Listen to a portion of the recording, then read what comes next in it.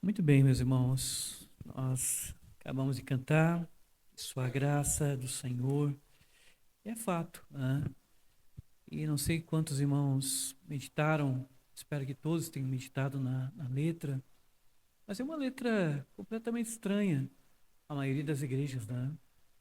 Nós deveríamos estar cantando, até eu pensei na hora ali, que nós deveríamos estar cantando é o sabor de mel, né? Que um dia, né? É a velha história, um dia que alguém pisou, não sei bem a letra, né? Alguém se a gente pisou, alguém pisou em nós, um dia a pessoa vai ver a gente no palco e vai ver e depois vai ter que aplaudir uma ideia de que a gente tem um valor, né? E essa música diz que, olha, nós éramos um miserável pecador e só a graça do Senhor é que nos sustenta, né? É assim que nós entendemos. Meus irmãos, vamos ah, à leitura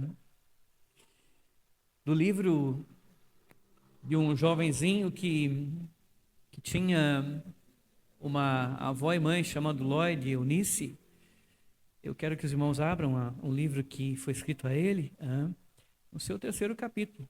O primeiro livro que foi escrito a esse jovem, que teve uma mãe e uma avó, chamavam-se Lloyd e Eunice, avó e mãe.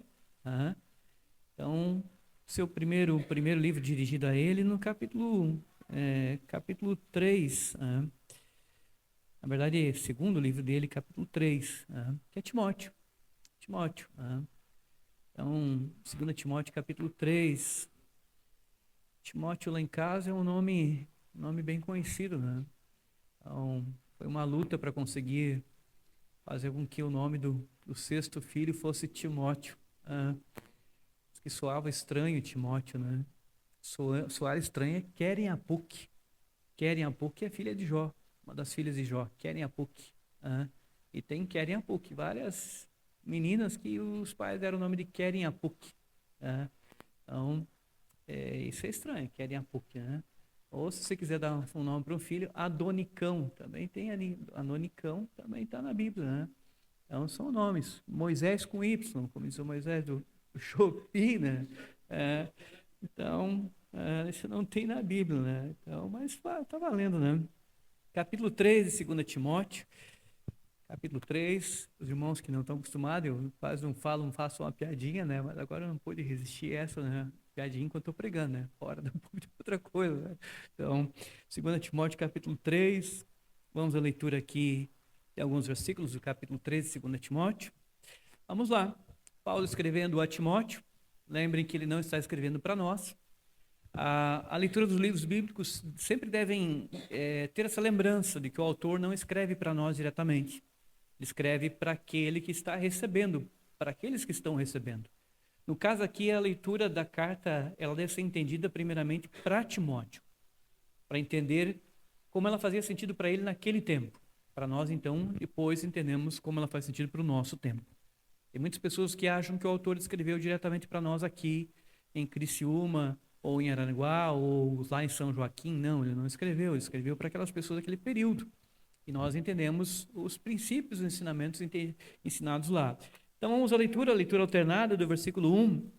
Leitura alternada, porque eu estou aqui afastando, não peguei meu óculos, estou afastando aqui para eu poder ler direito os textos. Então, leitura alternada me auxilia a dar uma ajuda aí. Então vamos do versículo 1 até o versículo 7. 7 não, versículo 6, do 1 ao 6. Sabe, porém, isto, nos últimos tempos sobrevirão tempos difíceis.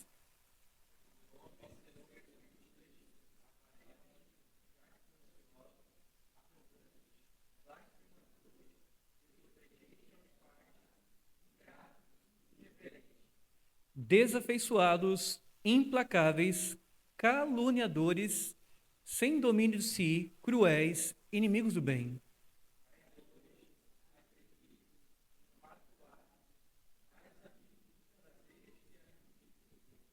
tendo forma de piedade, negando-lhes, entretanto, o poder. Foge também desses,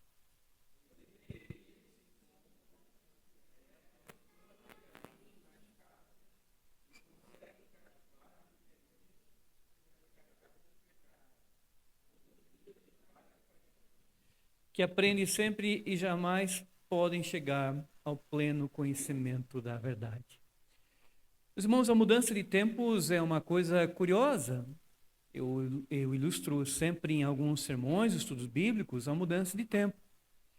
Então, para aqueles que já viveram 20 anos, 15 anos, ou quem tem 30, 40, se nós formos conversar sobre mudança de tempo, você vai ter algumas coisas que você viu nas mudanças de tempo. Por exemplo, no tempo em que você vivia com os seus pais.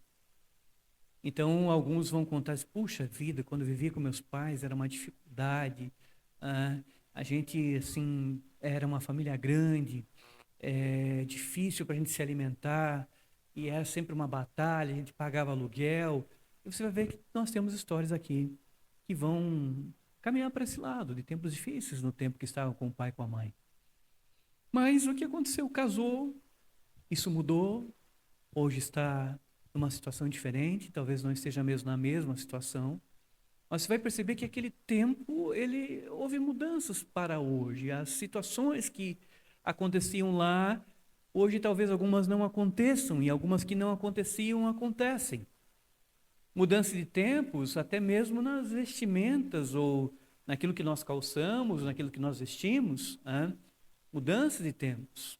Eu sempre costumo mencionar uma coisa curiosa para os homens, é que na minha época, eles têm a minha idade, ou parecido com a minha, o que nós vestíamos? Nós tínhamos para vestir um calçado assassino, que era um chamado conga. Eu não sei quantos usaram conga, mas conga era um calçado assassino liso, para chuchu, mas eu tenho certeza que foi conversar com alguns, você, pai, eu usei conga. E era aquilo que a gente tinha para usar naquele tempo. Depois você vai ver que a gente usou quichute, aí um tênisinho melhorzinho já era o Bamba, e como eu já disse em algumas pregações, e o que era o sonho da época era um Lecheval. O nome do tênis era chamado Lecheval, era o sonho, e assim era o top dos top para quem saía de um quichute para usar um Lecheval. Só que as coisas mudaram. Hoje você só vê naqueles vídeos que mostram coisas antigas, década de 80, 90, que você vai ver lá um quichute, quem sabe ainda tem quichute por aí, né? Uma conga, que eu acho que nunca mais foi feita, mas o tempo mudou. Hoje nós não calçamos mais aquilo. As coisas mudaram. As coisas mudaram muito. Então você vai perceber que dá para falar sobre isso em vários aspectos, na literatura, naquilo que nós vestimos, na comida que nós comemos, na nossa família. Mudanças de tempos. Mudanças de vestimentas, de várias coisas que nós poderíamos falar. E Paulo também está falando de uma mudança de tempo. Percebam que ele está escrevendo, inspirado pelo Santo Espírito, mas ele está falando de um tempo diferente do dele. Note no versículo 1, ele diz para Timóteo, sabe, porém, isto, nos últimos dias sobrevirão tempos difíceis. Tempos difíceis. Então perceba que ele não está escrevendo para Timóteo e falando assim, olha, Timóteo, amanhã vai acontecer isso. Semana que vem vai acontecer isso. Mas ele está fazendo uma referência, sabe, porém, nos últimos dias. Últimos dias aqui, nós entendemos, e a maioria de quem lê os escritos de Paulo entende que ele está fazendo referência aos últimos momentos, aqueles momentos que antecedem, aquele tempo que antecede a volta do nosso Senhor.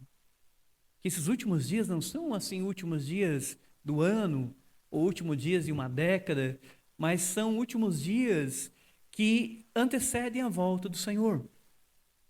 Só que nesse ponto, percebam, nesse ponto ele não diz assim, olha, nos últimos dias as coisas vão melhorar muito. Nos últimos dias as coisas vão ficar muito boas. Como eu disse para os irmãos, existe uma linha de pensamento que as pessoas até pensam, alguns pensam errado em encontrar, mas você tem essa linha de pensamento. Que se chama, tem o pré-milenismo e o pós-milenismo. E essa linha que tem esse entendimento que as coisas vão melhorar é o chamado pós-milenismo. Então essa linha entende que nos poucos dias antes do Senhor voltar, ou vamos imaginar anos antes do Senhor voltar, as coisas vão melhorar, melhorar, melhorar, melhorar muito, como eu disse já no domingo passado. Ao ponto de praticamente quase todas as nações se converteram, praticamente quase todas as pessoas se converterem, ao ponto de as pessoas viverem em paz, as coisas progredirem, o progresso avançar, e no mundo você vê uma coisa extraordinariamente acontecendo. Acontecendo.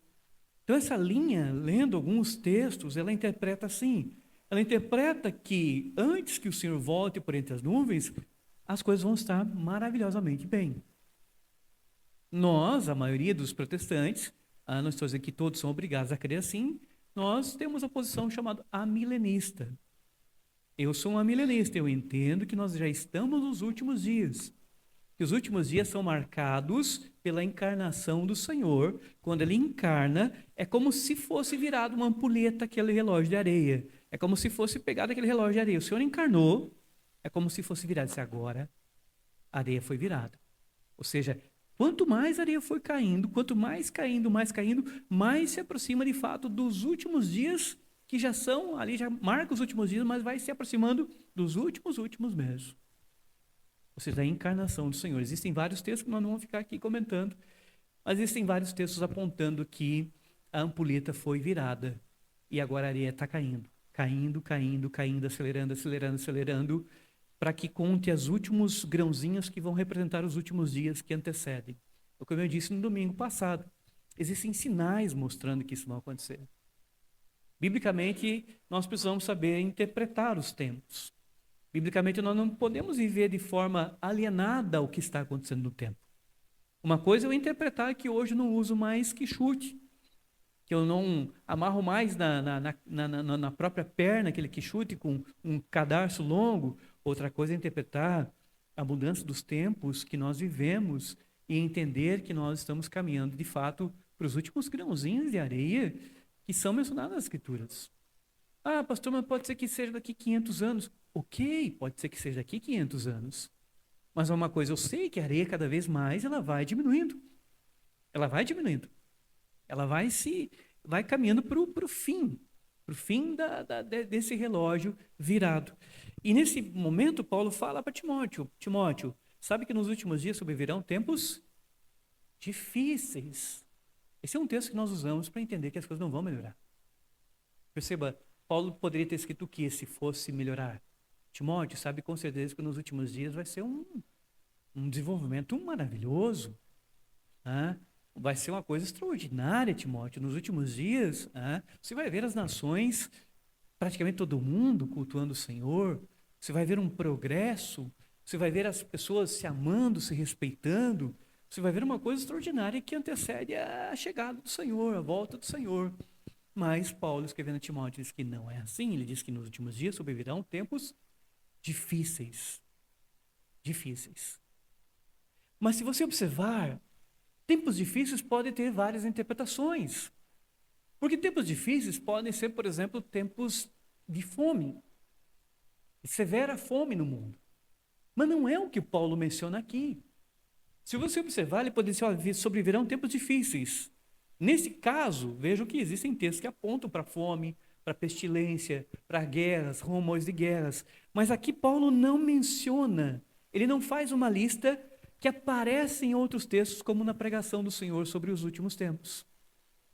Aqui Paulo vai para outro lado, ele trabalha mencionando algumas leituras no comportamento humano, no caráter humano, no ser do homem. O que ele diz sobre o homem, o que vai acontecer?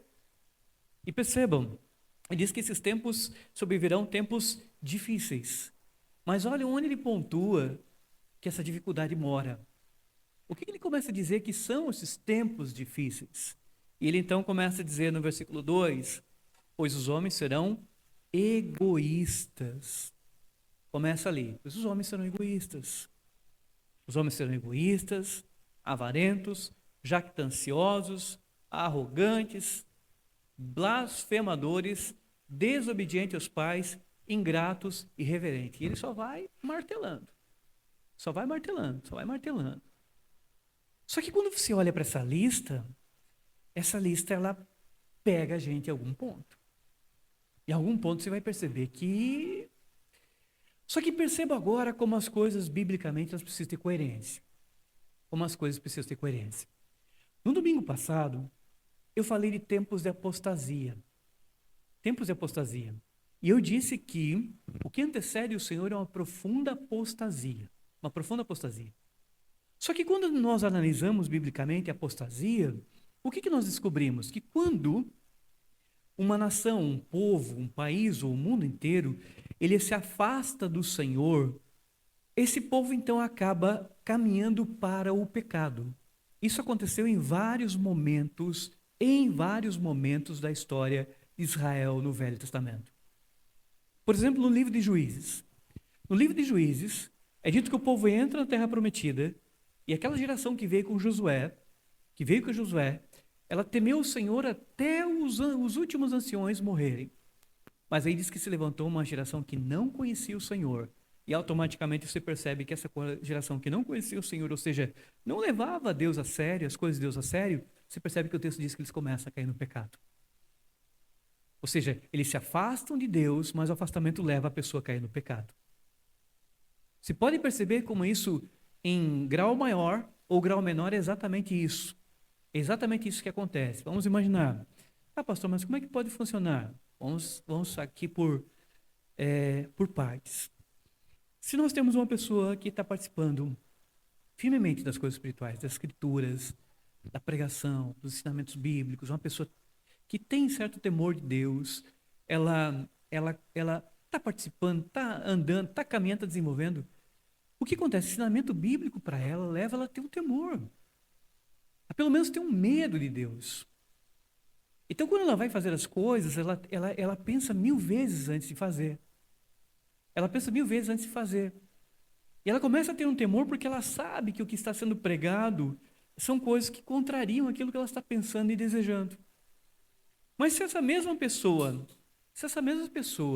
ela, por exemplo, ela abandona, ela se afasta, você pode perceber que o afastamento dela vem acompanhado de pecado. Porque aquilo que ela é ensinada, aquilo que ela é orientada, aquilo que é pregado para ela, aquilo que às vezes é martelado para ela, começa lentamente a não ouvir mais, não escutar mais. E ela passa a ser seu próprio padrão de entendimento. Ela passa a achar que as coisas que ela faz não são tão erradas, não são tão problemáticas, não são tão pecaminosas. E ela começa a se lançar ao pecado. Essa é a explicação, vejam bem, porque muitas vezes você percebe uma pessoa que ela participa da igreja vamos imaginar, você tirou aquela foto com ela na juventude. Aí foram bater uma foto dos jovens da igreja. E tiraram a foto dos jovens da igreja, aparece lá 30 jovens. Depois de 10 anos você olha a mesma foto, diz, esse aqui participava comigo na igreja, participou firme desde o nascimento, a família, o pai dele era crente, a mãe dele era crente, mas quando chegou em tal tempo ele se afastou da igreja, ele deixou a igreja, e aí você percebe uma coisa curiosa. Perceba o tempo que ele se afasta da igreja e o que acontece depois que ele se afasta da igreja. Você percebe que muita gente que se afasta da igreja, se afasta dos caminhos do Senhor, do ensinamento bíblico, da pregação, você percebe que o afastamento dele vem acompanhado de se lançar ao pecado. Ele se aprofunda no pecado. Ele se lança a fazer coisas que você imaginava que ele nunca faria. Por isso que você olha alguns que às vezes pareciam ser muito crentes, mas quando você observa a vida deles, você vê que eles se lançaram profundamente ao pecado. Mas está ligado à ideia de um afastamento, está ligado à ideia de uma apostasia num grau menor, de um afastamento, de um abandono. E percebam, no entendimento de que os últimos tempos, serão tempos de abandono das coisas espirituais, das coisas verdadeiras, da apostasia, como Paulo fala aos Tessalonicenses. Então, se o homem ele se afasta, ele abandona, o que ele vai fazer? Ele se lança ao pecado. Perceba que aqui fecha os últimos tempos com a lista de pecados. Ou seja, se o homem não leva mais em conta as coisas que procedem de Deus, então ele vai fazer isso. Porque note, aqui vem um problema da maioria da leitura, até nós estamos falando na escola dominical, da leitura da sociedade. Deus é Senhor sobre toda a terra. E o que deveria reger toda a terra não é as leis que cada um faz, ou cada país faz, ou cada congresso faz. São as leis do Senhor. Todo homem pertence ao Senhor. Então, em cada lugar do mundo, todo homem deveria ter temor do seu Criador e observar as coisas do seu Criador. Mas quando esse lugar, ou esse país, ou essas pessoas, essas famílias, elas não têm mais temor do seu Criador e das coisas que ele diz, elas começam a se lançar muitas vezes no pecado, como não é sempre a regra. Porque você vai ver sociedades que moralmente são muito boas. Elas não se lançam profundamente ao pecado. Então, nós até discutimos isso aqui um pouquinho antes de começar o culto. Que nem sempre vai acontecer isso, mas na maioria das vezes acontece isso. Às vezes, moralmente, ela não está apegada ao Senhor, às Escrituras, à Bíblia, mas moralmente ela moralmente ela é boa. Às vezes a nação moralmente ela é boa. Mas aí Paulo começa a mencionar, eu gostaria que os irmãos prestassem atenção na lista que ele faz. Ele começa a dizer como é que os homens ficarão nos últimos tempos. Pois os homens serão egoístas. A primeira coisa que ele menciona é egoísta. O que é um egoísta?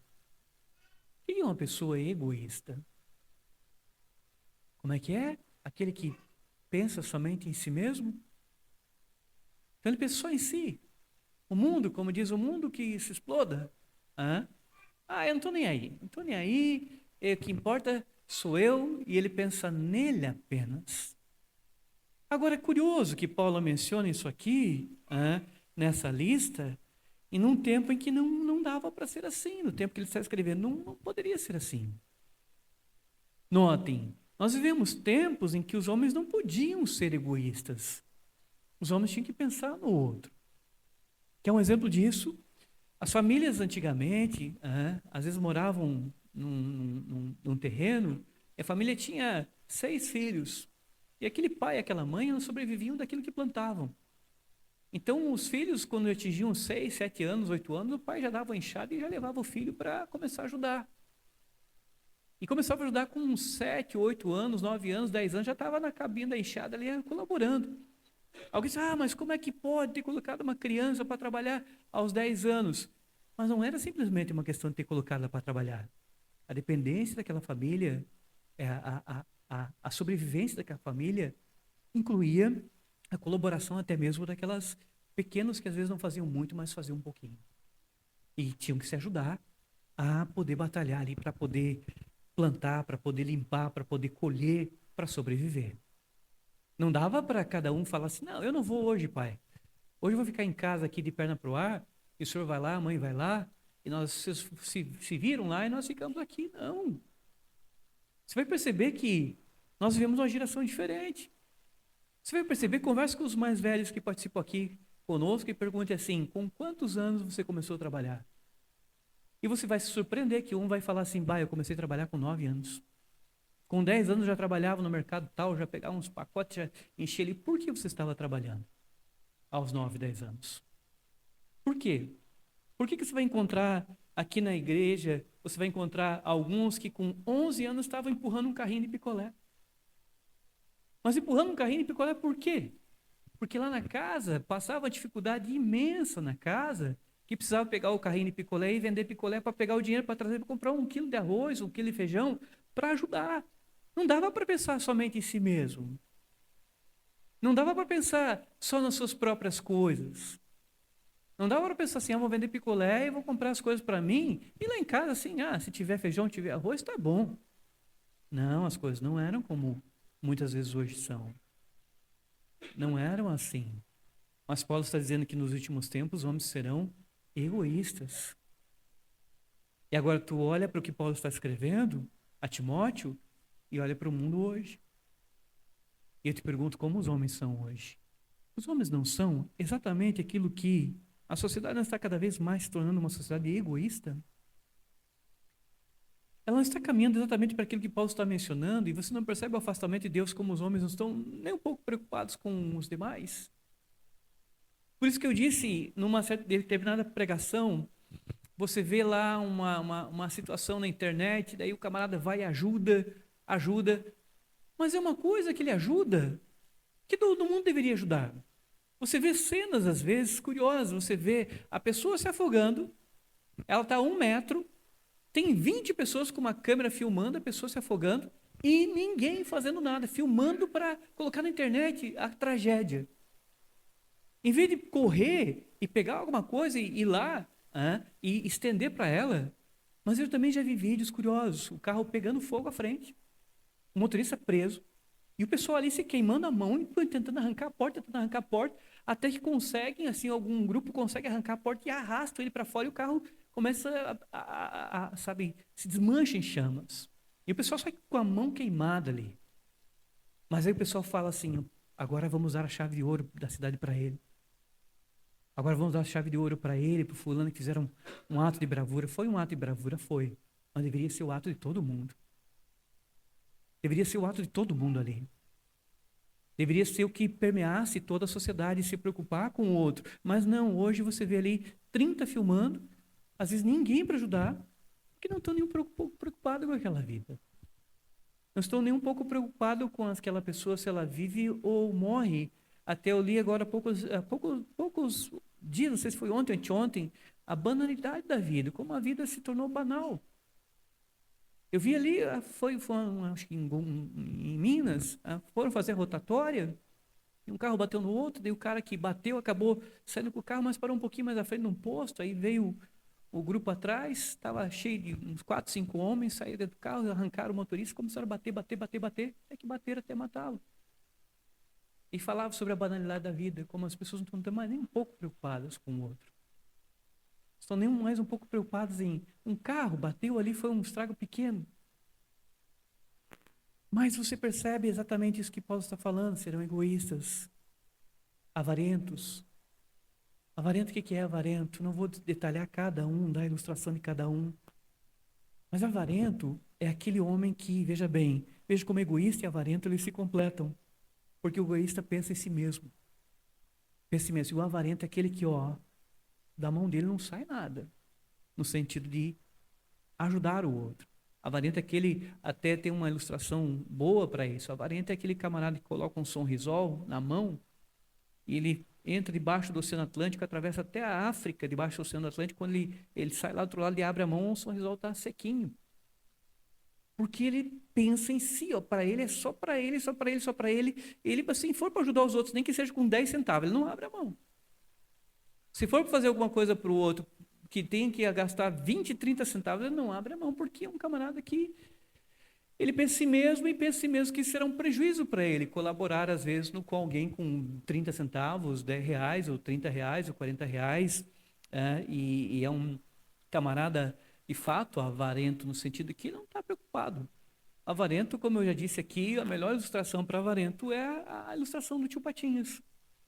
Para quem lia os gibis, o tio Patinhas é um típico avarento.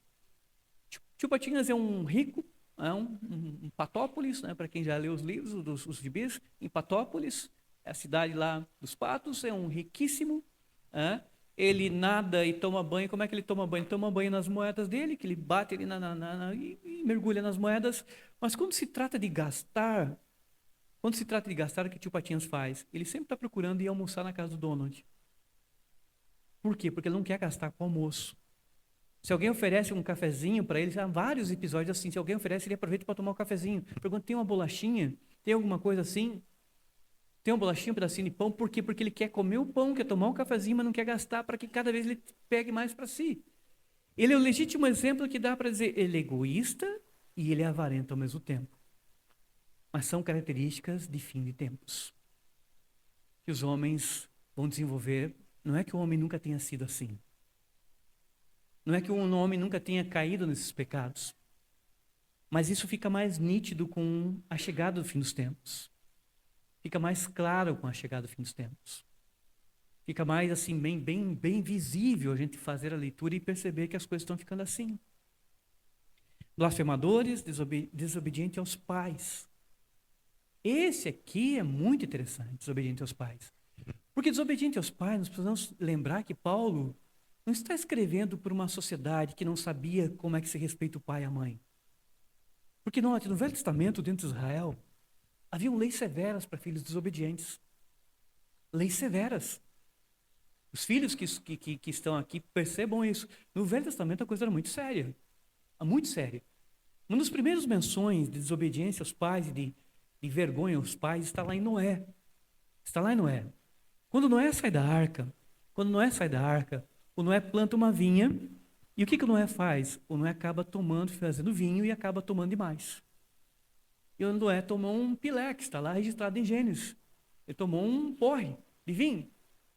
E o Noé, como diz os provérbios, naquele porre de vinho acabou fazendo coisas que, como diz, o bêbado fica sem juízo. E acabou ficando nu. Acabou ficando nu. E ali numa demonstração de falta de honra ao seu pai, um dos filhos, que é o Cã, ele entra e vai lá e olha o pai assim nu e sai para fora e vai zombando do pai. Diz, o pai está lá peladão, não sei o quê. E aí eles devem ter falado isso para os irmãos, zombando do seu pai, com desprezo ao seu pai, com uma ironia e ainda contando para os outros dois irmãos. O Sem e o Jafé pegaram de forma respeitosa, de forma honrosa, sabiam que o seu pai estava, de fato, tinha feito uma coisa errada, tinha tomado lá um pileque, mas o texto bíblico diz que eles pegaram algo para cobrir seu pai e seguraram aquela vestimenta e foram de costas para o seu pai até chegar nele e cobri-lo, demonstrando o quanto eles honravam a Noé, mesmo Noé tendo feito aquela loucura. Só que se você perceber, vem uma maldição sobre aquele que desonrou o pai. Vem uma maldição pesada sobre ele e sobre a descendência dele, no sentido de que o Senhor coloca ali algumas coisas que aconteceriam. E se você perceber, isso é uma demonstração do primeiro livro da Bíblia, nos primeiros capítulos, que Deus leva muito a sério a questão da ligação entre pai e filhos, porque isso está enraizado no ser de Deus. Percebam que isso o homem tem e deveria refletir o ser de Deus, porque a Trindade é uma comunhão eterna de três pessoas. Uma comunhão eterna entre três pessoas. E dentro da Trindade você tem a segunda pessoa que se chama Filho e a primeira pessoa que se chama Pai. E você jamais encontrará nas Escrituras um sequer momento do Filho desobedecendo ao Pai. Um sequer momento o Espírito fazendo uma coisa que conflite com o Pai e o Filho. E a Trindade eternamente é tão perfeita no seu relacionamento que o homem deveria refletir isso no seu relacionamento em relação ao Pai e ao Filho. Deveria refletir isso nessa obediência. Lembram quando a gente lê textos que mencionam coisas que apontam para isso? O Senhor vai no jardim do Getsêmani e o Senhor fala assim, vai orar, começa a orar e começa a sair o suor dele como gotas de sangue. Não saiu sangue, como gotas de sangue. É um suor intenso. É um suor intenso. E ele diz, Pai, se possível passa de mim esse cálice, mas não se cumpra a minha vontade, sim a tua, Pai. Eu vou fazer a tua vontade, Pai. Se é essa a tua vontade que eu vá para a cruz, eu vou ser obediente. Já nós discutimos esses dias com alguns irmãos como é que a gente interpreta esse texto. Se o filho tem uma vontade conflitante com o pai, não tem uma vontade conflitante. Não vou aqui também debater o assunto, depois lá fora a gente pode conversar. Mas o que está sendo mostrado é que o Senhor, Ele é obediente ao Pai. E obediente ao Pai até mesmo um momento de terrível agonia, de um momento terrível de ir para a cruz. Por isso que Paulo mais tarde escreve que o Senhor foi obediente e obediente até a morte de cruz, dando uma demonstração da obediência do Filho ao Pai em todos os momentos, até nos momentos mais terríveis. Mas o que acontece quando o homem não teme mais a Deus, quando o homem se afasta de Deus, quando chega a apostasia? Um dos sinais é desobediência aos pais, ou seja, o homem não reflete aquilo que ele deveria refletir da Trindade no seu ser. Ele começa a ser desobediente aos pais. E aqui nós temos um problemaço na nossa sociedade. Nós temos um problema enorme, enorme. Se você pega no passado e vai observar como é que era o relacionamento de pai e filho, você vai observar alguns que vão contar aqui também, que não dormia sem antes ir lá na cama do pai, ou assim, juntar as duas mãozinhas e dizer o que para o pai? Bença, pai. Bença, mãe. E colocava as mãos juntas e o pai, às vezes, sempre pegava na mão e disse, Deus te abençoe, meu filho. Deus te abençoe, minha filha. E era uma representação de respeito naquilo de pedir benção para o pai, benção para a mãe e dormir. E dormir. E você vê que esse costume de pedir benção para o pai, a benção do pai, a benção da mãe, ele foi para onde? Hoje, quem é que você vê pedindo bênção para o pai, bênção para a mãe, pedindo que eles digam, Deus te abençoe, meu filho. Hoje, como é que é o tratamento dos filhos, adolescentes, no quarto? Seu pai diz, meu filho, durma. Você acha que ele responde como lá do outro lado da parede, assim, durma, meu filho?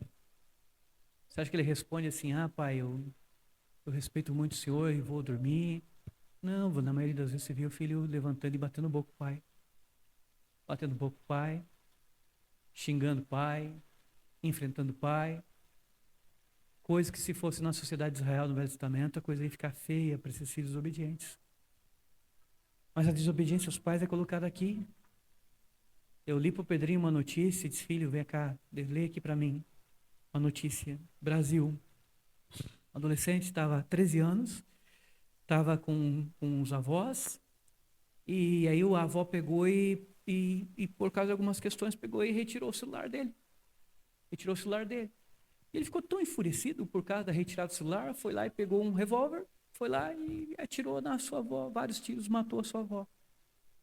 E ainda atirou no seu avô, atirou, acertou seu avô mesmo ferido, ainda conseguiu lutar com ele com 13 anos, e conseguiu ainda arrancar dele a arma, mas já tinha matado a sua avó por causa de um celular, porque arrancou da mão dele. Onde é que está hoje o respeito? Onde é que está a honra aos pais? Onde está a honra, por exemplo, à escola? Aos comportamentos, porque o comportamento que você tem na escola, ele reflete o comportamento familiar. Quantos eu escuto falando que estão desanimados de dar aula por quê? Justamente porque você já não tem mais a mesma respeito que antigamente. Eu tive professores que a gente tinha um terror das professoras, eram boas professoras. Professor de geografia, eu gosto muito de geografia, minha professora de geografia era o terror, Dona Zélia. Dona Zélia, não sei se Dona Zélia é viva, Dona Zélia, se ela estiver assistindo, mas era o terror da aula. Ela chegava e impunha respeito, não era um pio dentro da sala. E quando ela começava a dar aula, a aula de geografia, ela dando aula de geografia, explicando, ensinando e mostrando os mapas e tudo, e nós lá, pio quietinho. Não levantavam a voz, que a Dona Zélia era o terror. Mas, curiosamente, ela era o terror, mas aprendi muito com ela. Muito com ela. Desenvolvi na geografia com ela.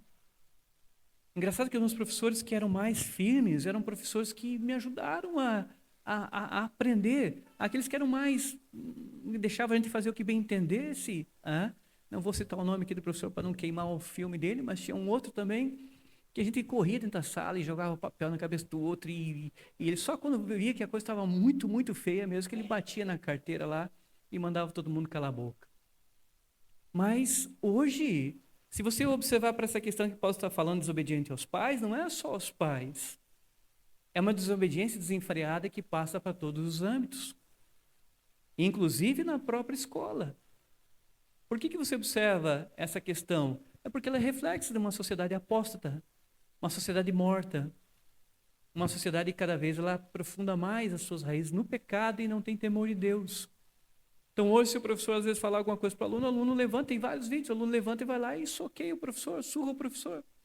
E ai de quem reclamar, ai de quem reclamar, ai de quem reclame daquele aluno. O aluno às vezes até é visto ainda como um herói de ter batido um professor. Então hoje muita gente, por exemplo, bons professores não querem mais dar aula. Professores até cristãos não querem mais dar aula de ter influência. Por quê? Porque a coisa está ficando cada vez mais complicada, mais difícil. Tanto é que existe um movimento muito forte no Brasil, principalmente pelo lado da direita, da ideia das escolas cívico-militares. Escolas cívico-militares. Por que isso? Porque percebem, olha, tem gente que nem cristão mas percebe que a coisa está tão desenfreada que é preciso colocar certos limites na sociedade que ele tem. Ou seja, eu não morri de ir para a escola e antes de entrar para a escola, todo mundo fazia fila e fazia cobrir e descobrir. Uma filinha bem retinha, bem bonitinha, colocava as mãos e cobria, descobria, a gente descobria. E entrava ali firmezinho. Não morri de, uma vez por semana, a gente ficar em filas lá e fazer o hasteamento das bandeiras. Bandeiras do Brasil, bandeiras de Santa Catarina, bandeiras da cidade, hasteamento. Ter que aprender o hino nacional, hino da bandeira. Aquilo era disciplina, aquilo era ensinamento, correção. Hoje é uma sociedade que quer achar que a liberalidade, ou seja, sem nenhuma disciplina, sem nenhuma orientação, sem nada, as coisas não funcionam. Só caminham para o mal. E principalmente pelo afastamento de Deus. Pelo afastamento de Deus e o mergulhar na apostasia. Então nós vemos muitas coisas hoje, muitas coisas que a gente precisa perceber. Agora aqui, irmãos, percebam, se talvez você pode estar pensando assim na nossa cabeça, mas eu não passo por esse problema, eu consigo. Não confunda moralidade com abandono do Senhor. Não confunda isso. Porque moralmente nós conseguimos até criar um filho bem, educado, orientado, mas moralmente bem. É como eu disse aqui, o caso do Japão, o Japão é um país que o cristianismo é muito, mas muito pequeno, praticamente inexistente no Japão, mas é um país muito disciplinado, muito correto, muito sério. Então você não pode entender que a moralidade deles, que é boa, significa que eles são cristãos e salvos. Você não pode entender que, pelo fato de eles serem corretos, honestos, como eu disse, os japoneses até mesmo têm vendas que não tem ninguém lá, deixa os pacotinhos para o pessoal pegar, pagar e ir embora ali sozinhos. Mas a moralidade não significa que seja salvo, porque muitas vezes nós confiamos na nossa própria moralidade, na nossa própria educação, e nós confundimos com salvação. E nós confundimos que estamos fazendo um bom papel, sendo que esse papel é do Espírito Santo para a conversão do pecador, mesmo na sua moralidade. Lembre que eu sempre menciono que o centurião chamado Cornélio moralmente era um camarada excepcional, mas era alguém sem Cristo. Então nós temos que tomar cuidado, porque nós estamos tratando de assuntos aqui do pecado, da apostasia, mas não podemos confundir moralidade com salvação. Porque já conheci na igreja filhos que são extremamente bem educados, maravilhosos filhos, mas não querem saber nada de Cristo. O pai foi excepcional educador, mas o filho não é convertido. Então a gente tem que fazer a distinção entre as duas coisas. Vamos caminhar por fim, não vou aqui pegar aí cada um dos itens aqui, dos pontos mencionados por Paulo. Desafeiçoados, implacáveis, caluniadores, sem domínio de si, cruéis, inimigos do bem, cruéis.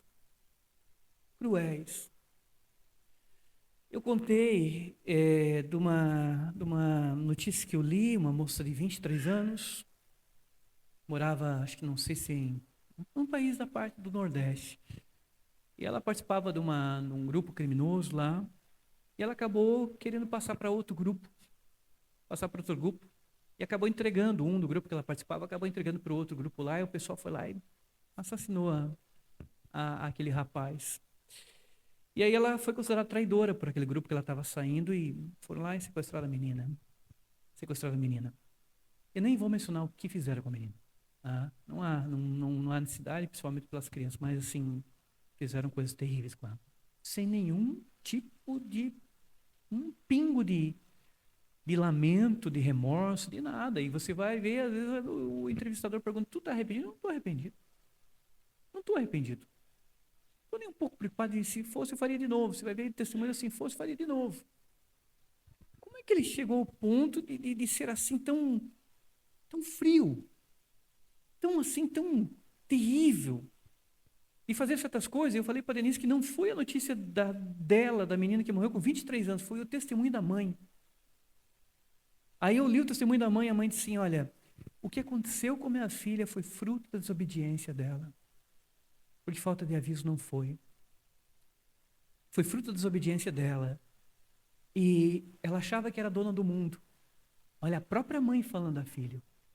Falando que a filha achava que era dona do mundo, e na desobediência sempre da vida, achando que sempre as coisas iam terminar bem, e terminar de forma terrível para ela. E a mãe reconhece isso.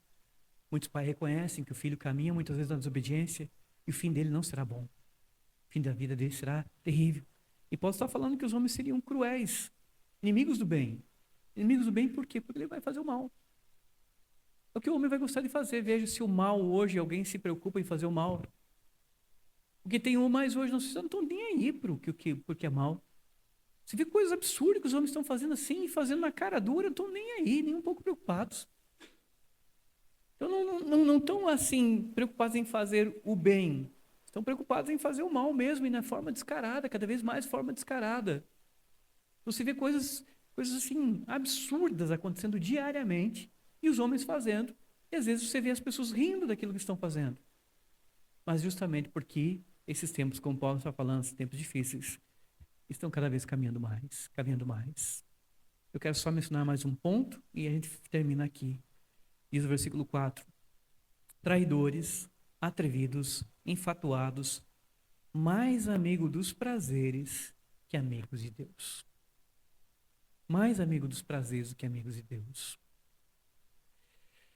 Esse ponto é um ponto que eu termino aqui. Claro, não vai dar para trabalhar todos os pontos aqui, muito menos outras coisas que são mencionadas. Mas os prazeres, eles são inúmeros. Você vê justamente hoje quantos prazeres o mundo oferece. O mundo oferece hoje. Quantos prazeres? Note que interessante, houve época da sociedade brasileira e do mundo que não tinha rádio, que não tinha televisão, que não tinha um jogo de futebol para ir assistir, ou até mesmo para jogar. E a grande pergunta é o seguinte: como é que esse pessoal não tinha celular, não tinha nada? Como é que esse pessoal, o que esse pessoal fazia? Já imaginou hoje se nós fizéssemos uma experiência, uma máquina do tempo, e pegássemos uma pessoa da nossa época e disséssemos: olha, nós vamos te lançar lá para 1890, e você vai ser transportado para 1890, vai viver naquele período ali. O que você faria dos teus horários vagos se o tivesse? Hã? O que você faria? E você vai perceber que algumas pessoas dizem: mas deveria ser chato para chuchu, hein? Porque voltar lá, o que eu vou fazer? Por quê? Por que eu vou fazer? Porque hoje, cada vez mais, o mundo oferece N coisas para você ter prazer. N coisas para você passar tempo naquilo e não com as coisas espirituais, com as coisas divinas. Você vai observar que hoje tem, olhe para todo tipo de pessoa. Eu queria ir num restaurante assim, tem restaurante assim. Tem assim. Queria um lanche tal, tem também. Queria uma música assim, tem essa música, tem tudo hoje. E cada vez mais. E os homens cada vez mais se apegam aos prazeres do que em Deus. Aos prazeres do que em Deus.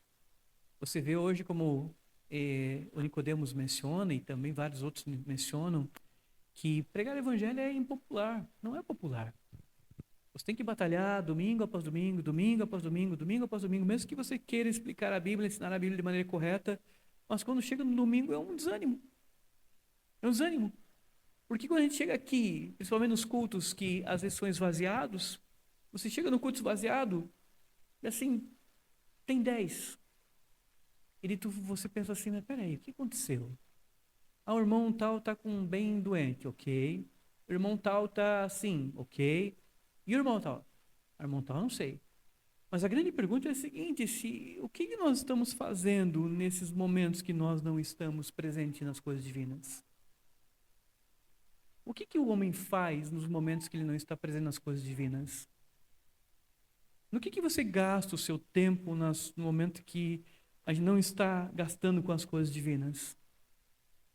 E a minha pergunta é ainda mais séria ainda, porque nós temos uma reunião na quarta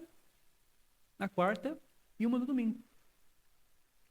E veja bem que coisa curiosa, na quarta, esses dias, estava eu e o Valente Eduardo. Valente Eduardo. Estávamos ali, eu e ele. Eu, por exemplo, vocês acham como pastor como é que eu me sinto assim? É frustrante. É frustrante e desanimador, assim, é quase assim, um buraco né, que está querendo arrastar você assim, para dizer assim: quer saber? Dá um chute no balde. Dá um chute no balde. Até falei para ele, falei para ele, às vezes bate esses desânimos, essas vontades assim, de dar um chute no balde. Por quê? O que adianta?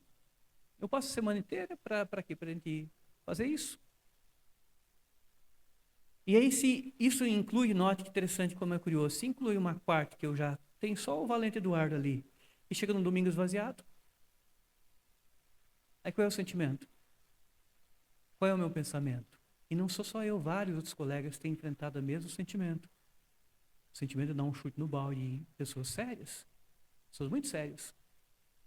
Mas a grande pergunta é assim: a gente entende que Nós ficamos doentes, nós temos problemas com o carro, às vezes nós temos dificuldades. O grande problema é quando a gente não tem nenhum motivo justo, nenhum motivo assim que realmente colocando na balança seja justificável e a gente não está nem aí. Apenas uma vez por semana, dia do Senhor, mas mesmo no dia do Senhor a gente não está nem aí. Se a gente vir uma vez no domingo, depois vir de novo, depois nos 6 meses, está bom. Não tem problema. Então isso para mim caminha para esse ponto aqui, que mais amigo dos prazeres que amigos de Deus, quando não tem uma justificativa correta, justa, ponderável, a gente caminha para isso. Para nós lutarmos contra essas questões, temos que ir na contramão. Nós temos que lutar na contramão. Contramão do desânimo, da preguiça, os nossos tempos que nós gastamos. E fecho aqui, talvez você diga, pastor, está pegando pesado. Pesado é? Então vendo que está gastando teu tempo lá, sozinho então. Onde tu gasta teu tempo lá, se daí não vem? Onde é que vai? Aí tu vai perceber que eu estou falando é verdade. Pergunta se durante a semana leu as escrituras, se orou. E geralmente ele é acompanhado de uma semana que não leu, não orou, não fez nada e acompanha mais com um afastamento mais intenso. Irmãos, eu finalizo aqui dizendo a cada um dos irmãos que a vida cristã é uma batalha. Houve os momentos desanimadores para os homens de Deus, momentos que esses homens de Deus acharam que não valia mais a pena. A igreja passou por momentos também assim, momentos desanimadores, em que as coisas pareciam não valer mais a pena. O que nós temos que fazer com esses tempos difíceis é orar ao Senhor que nos dê graça para a gente passar. Nos dê graça para que a gente não seja tragado para as mesmas coisas. Nos dê graça para a gente lutar na contramão disso. Pedir que o Senhor nos dê força. Nós cantamos aqui pela graça, pela graça, pela graça. Para que a gente não seja arrastado para esse tempo. Caso contrário, a gente vai estar junto com aqueles que estão caminhando para a perdição. Espero que Deus nos ajude. Fale mesmo com as limitações da mensagem, limitações da fala, mas que a gente possa refletir, possa meditar, nós possamos ler as Escrituras e prestar atenção nos tempos de apostasia e pedir que o Senhor nos ajude a compreender e principalmente a obedecer a sua vontade e principalmente que o Espírito Santo esteja presente no coração e na vida de cada um. Vamos fazer uma oração, gratidão ao Senhor, vamos encerrar com uma oração. Pai querido, Pai amado, nós te louvamos, te agradecemos muito pela tua bondade, pela tua graça sobre nós, pela noite de hoje. Mesmo fria, Senhor, mas é o Senhor quem cuida de toda a tua criação. E se assim o Senhor desejou que chovesse, viesse frio, nós te louvamos, porque sabemos que o Senhor nunca falha, nunca erra. Portanto, ó Deus, que nós tenhamos um coração grato, que nós não reclamemos quando chove ou quando faz frio, mas vivamos, Senhor, sempre agradecido ao Senhor pelo dia em que o Senhor nos dá, pelo tempo que o Senhor nos dá e principalmente pela salvação manifesta do Teu Filho Jesus Cristo em nossos corações, nossas vidas. Pai, obrigado por essa igreja, obrigado pelos irmãos que hoje aqui vêm. Nós sabemos que as dificuldades são imensas. Muitas vezes nossa carne milita contra o Espírito de fato, mas nós te pedimos, ó Deus, que nos ajude com o Teu Santo Espírito, nos dando firmeza, nos dando ânimo, nos dando alegria, nos dando disposição para servir o Senhor. E ser teus amigos, ó Pai, amigos do teu Filho, amá-lo por meio do teu Espírito Santo. Dirige-nos como igreja, tantos desafios nós temos, ó Pai, e sabemos que sem tua ajuda nada acontecerá, mas com o Senhor em nosso meio, com o Senhor à frente, as coisas do Senhor vão se manifestando e acontecendo. Que o Senhor esteja, Senhor, presente em cada dia, em cada momento da tua igreja, teu povo, e que nós possamos ver a tua boa mão trabalhando em nossa igreja, em nossas famílias, Pai. Nós oramos muito agradecidos por hoje, Pai. Em nome do teu Filho Jesus. Amém.